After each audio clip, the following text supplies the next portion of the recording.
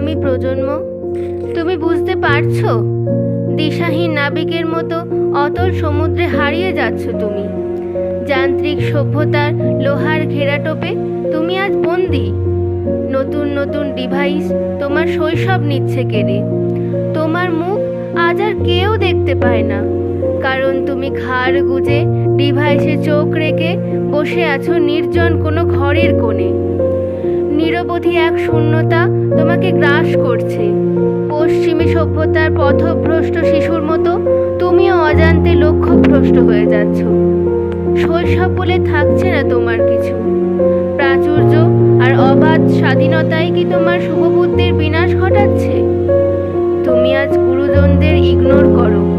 ভেতরে ভেতরে স্বার্থপরতার এক ভয়াবহ দানব হয়ে উঠছো তুমি। তুমিই তো আগামী প্রজন্ম। নিজের মানসিক স্বাস্থ্য ঠিক করতে আজ তোমাকে থেরাপিতে যেতে হচ্ছে। কোনো থেরাপিই তোমাকে ঠিক করতে পারবে না যদি তুমি নিজেকে সুস্থ না করো। আর দিন কয়েক পর কালের নিয়মে শৈশব তোমার হারিয়ে যাবে। অসম্পূর্ণ রয়ে যাবে তোমার জীবনবোধ। নিজেই নিজের জন্য ভারী বোঝা হয়ে উঠবে একদিন।